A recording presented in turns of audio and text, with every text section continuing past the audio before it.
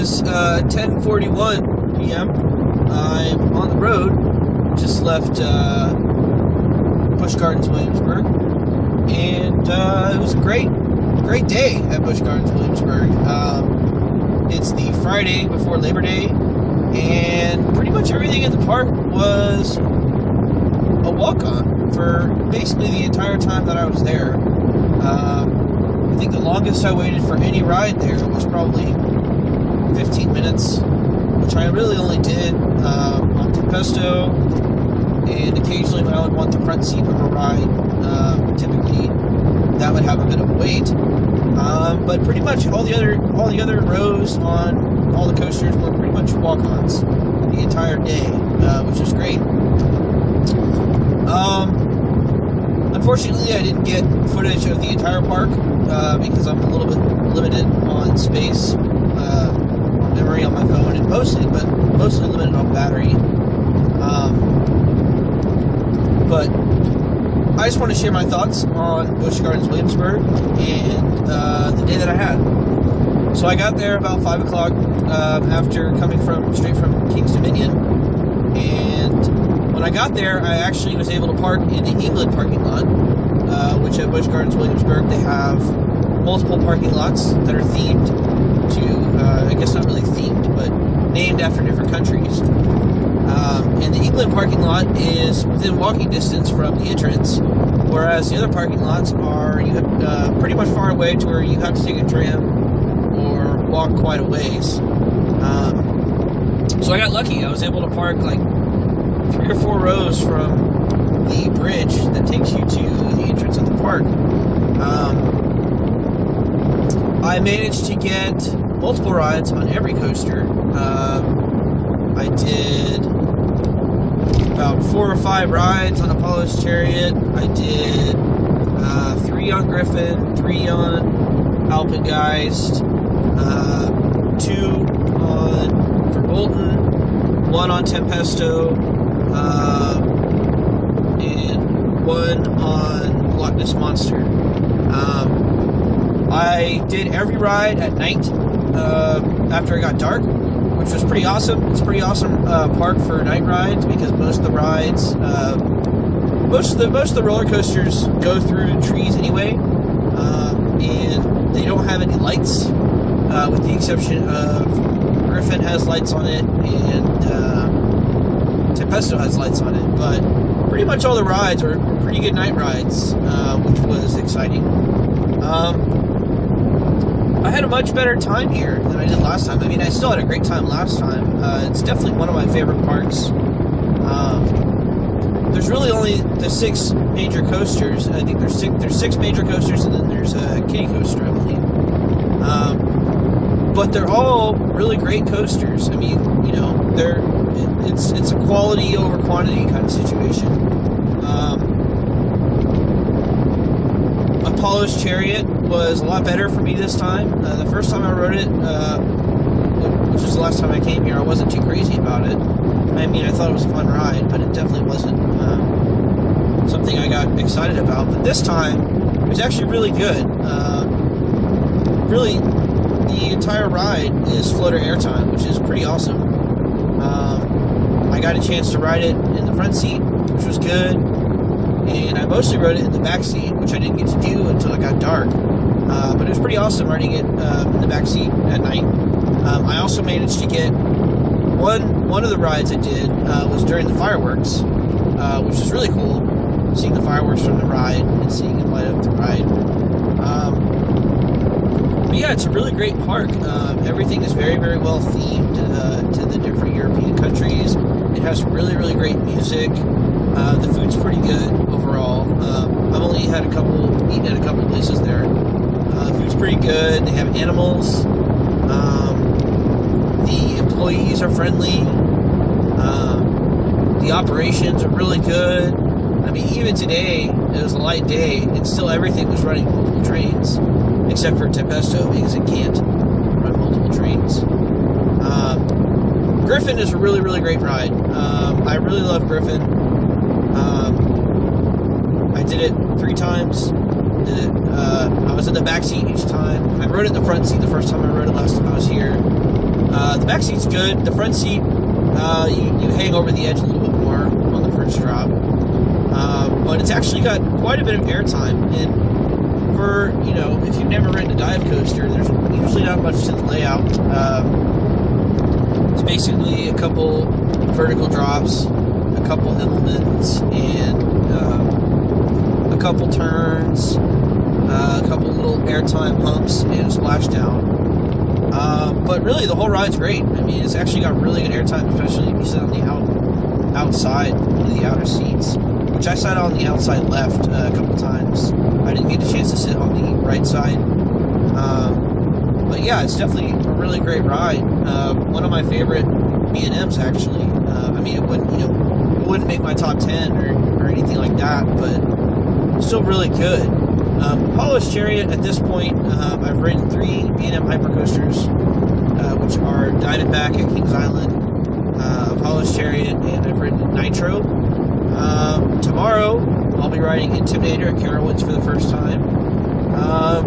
So we'll see how that stacks up. But currently, Diamondback is my favorite of the B&M hypers that I've ridden. And then Apollo's Chariot, and then Nitro is really not that great anymore, especially if you're on Train C. Train C really sucks. And Alpengeist. Alpengeist was better for me this time. The first time I did it, first trip I went, I thought it was okay. I didn't really think it was that great. I don't know why. Maybe I just did. Maybe it just wasn't a great day for the ride. But it was really good today. I mean, the beginning of the first half of the ride is very forceful. It's got very big elements. It's got a drop turn that drops all the way down and around into an Illumine, which is huge, into a huge loop, and then into a huge Cobra roll.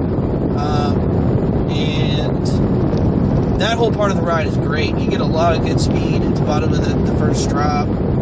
If you're in the back, you get the whole drop is good. The first drop's not as good. In the front seat, I actually kind of like the front seat better. The front seat, you get a whole lot of speed through the inversions, which I really like. And the Cobra roll really impresses me on that ride. I'm not much of a fan of Cobra rolls in general, which I was talking about earlier today with Dominator, which I don't like Dominator's Cobra roll at all. But the Cobra roll on Alpengeist is actually really, really good. It's one of the bigger Cobra rolls on any coaster, really, at least to my knowledge. And it's taken with a whole lot of speed. It really just kind of throws you through that Cobra roll, and there's no headbanging on it, which is surprising.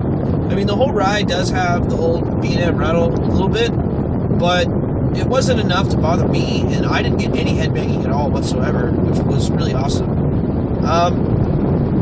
I guess the problem with Alpengeist that I have is that the second half of the ride is nowhere near as good as the first half. The second half is kind of mediocre.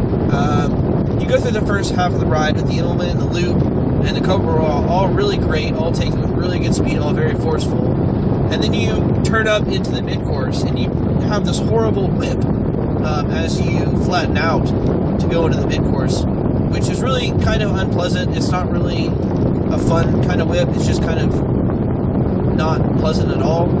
And then you hit the mid-course really, really hard, like almost to a full stop, before continuing the rest of the ride, which basically you drop down, you do a 0G roll, which is kind of an odd place. It seems like the 0G roll should be earlier, but it's not. It's there. The 0G roll is a little bit lackluster. It's better in the front seat. The back seat is really slow until you get to the back side of it. And then you do a corkscrew, and the corkscrew's okay. It's not, like I said earlier, I really like 0G rolls and I really like corkscrews, but the catch to those is they have to be taken with enough speed or well executed for them to be any good. And in this case, neither the 0G roll nor the corkscrew do a whole lot for me on Alpengeist. Like I said, the front seat's definitely better for those. The front seat is definitely better for the second half of the ride. And the nice thing is that it does go through, it's got a couple fly-through elements through like a little building, and then it's got the landscaping to make it look like snow, like a ski mountain. After it does the corkscrew, it goes into a helix, which isn't a very exciting helix because at this point it's lost a lot of speed. And the problem is the way that the ride is set up. It's actually over the terrain, so the station is. It's kind of hard to tell exactly what the distance is between the station and the ground, but the station is actually pretty high relative to the bottom of the ride. Especially like after the first drop, the first few elements really go all the way down to the ground, and the station is up on a hill, so it's actually ground level when you are enter the station, but relative to the bottom of the ride, it's actually pretty high up. So the problem is that you've lost all the speed because of the mid-course brake run, and then you go through the helix, and then you kind of flatten out to the level of the station, and you have to do another turn before you hit the brakes. And that turn is not very fast at all. It's pretty slow. So that turn does nothing. So what started as a really awesome, great, huge, forceful B&M invert, that is one of the better inverts. Most people would probably agree that it's one of the better inverts. Really ends up being, the second half of the ride's really kind of average. It's not bad. It's definitely still a great ride. Like I said, I enjoyed it a lot more this time than I did last time. One of the better B&M inverts I've been on. I've been on several of them. I've been on Banshee. I've been on Raptor. I've been on a few of the Batman clones. I've been on Talon and Dorney Park. I've been on Great Bear. And this is definitely among the top 3 or 4 of those. I like Banshee the best. I know not everybody is a fan of Banshee. I personally am a huge fan of Banshee. For several reasons. First of all, it has the Batwing instead of a Cobra roll, which I really like, and it's got 2 vertical loops, which is kind of interesting. And then it's got the really slow barrel roll at the end, which is kind of unique for an inverted coaster to have. Personally, I'm a huge fan of the vests. At least on Banshee, I like the vests. I don't like the vests as much on Gatekeeper, which I'll get another shot at checking those out on Sunday. And it doesn't have the mid-course. I really like Raptor a lot because Raptor's pretty forceful, and it's bigger than like the Batman clones. It's not the biggest to my knowledge in terms of the height and the speed. But it's still in the bigger side, and was the longest for a while, and it's pretty forceful, and it's got really tight. Its elements are tighter. They're not as tight as like the Batman clone ones, but proportional to the size of the ride, they're really tight elements. So I really like Raptor. I really like Talon a lot. Mainly the reason why I like Talon is because it's got a couple interesting things. I mean, it starts off pretty typical with the drop turn into a loop, into a zero-G roll, which is just a little bit too high to where it's not quite as good as some of the other ones. I really like Great Bear's zero-G roll. That one's taken with a lot of good speed. But what I like about Talon is that the ride isn't just inversions. A lot of these inverts, especially, and B&M Florida coasters are pretty much all about the inversions. Talon has a cool, it does the helix kind of at the top, and then it does this drop, this nice little dive, where you actually get airtime, which is pretty cool to get that much airtime on an invert. And then you do the low helix, which is, it's always fun to do low to the ground helixes, and then it has a really nice corkscrew, and then it's got another little airtime dip into the brakes. So I really like Talon. Alpengeist, as much as I liked it this time, and as, I definitely said it's better than I liked it before, I still question where I put it in my B&M invert list. Tomorrow I'm riding Afterburn for the first time, which everybody that I've heard that's ridden it says that it's definitely one of the better ones, even though it's a little bit shorter in terms of length. So I'm super excited to ride that, and we'll see how kind of that stacks up. And that may help me determine a little bit better where to put it. Loch Ness Monster. I really like the Loch Ness Monster. It's probably my favorite. I can say it's my favorite aero looper. It's not my favorite. My favorite aero is Magnum XL, but it's definitely my favorite aero looper because it's not as rough as the other ones. The drop's good. It's got some good speed on it. It's got the huge helix in the dark portion of it, which is pretty cool. It goes through the terrain. And I got a chance to ride it at night this time. It's really awesome at night. So Loch Ness Monster is good. Verbolten is really good. It's technically quote-unquote a family launch coaster, but the launches are pretty good on it. I mean, they're not super fast launches, but they're definitely forceful launches. Like, they work really well. The show building portion of the ride's really great. They got some good stuff in the show building, and it's got the special drop, and then the launch at the end, and then the drop at the end, which in my opinion, the drop at the end is actually not the best part of the ride. But Verbolten is really good. I like Verbolten a lot.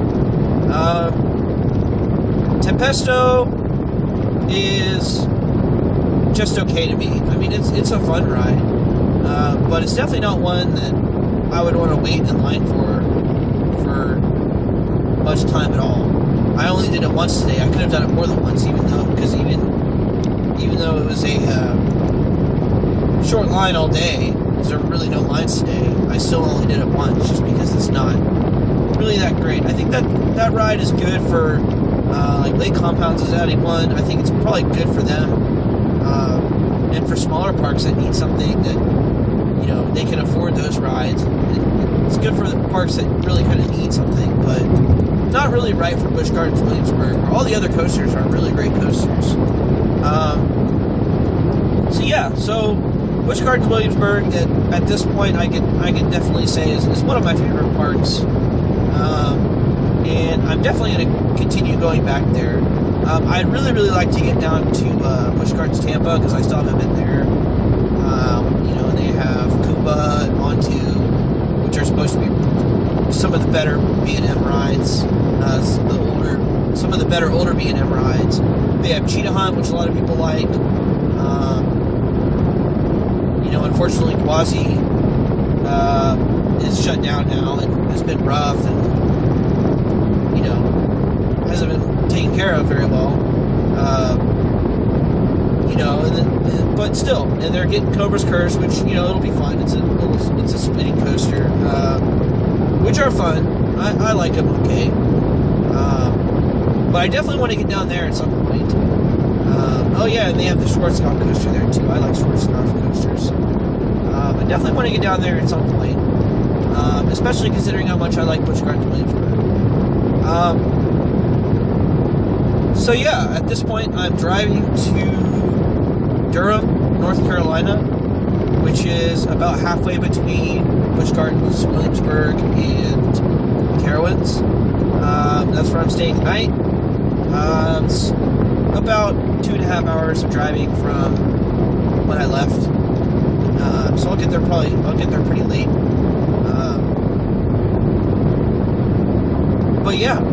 It was a great day. Kings Dominion, really no lines at all. Busch Gardens Williamsburg, really no lines at all. So if you're looking for a good time to go to the Virginia parks, I definitely recommend going. I guess really on a weekday, but even the Friday before Labor Day is a really good time to go. That's what I did today, and it worked really well.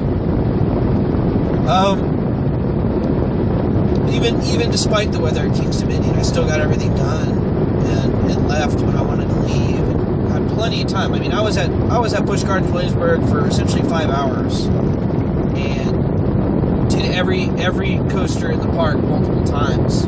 Granted, I didn't see any shows. I didn't really spend much time looking at the animals. There's a lot of stuff to experience in that park that I didn't necessarily experience. But still, I still got more more than what I was hoping to accomplish. So I definitely recommend going today. I did the fun card this year because Busch Gardens Williamsburg is about 7 or 8 hours away from me, and I went the first time when I went to King's Dominion, and the fun card was the same cost, the same price as just a single day ticket, but it gives you unlimited visits for the summer through Labor Day. They actually ended up extending it. I got an email from them. They actually ended up extending it a little bit later, I think into later September, because they're having a beer fest, and they actually included it on that, which is pretty cool.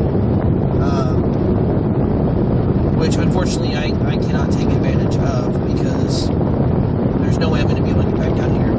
But I definitely recommend the fun card if you're somebody that is going to go once and maybe will possibly get to go again, because it turned out to be a really good deal.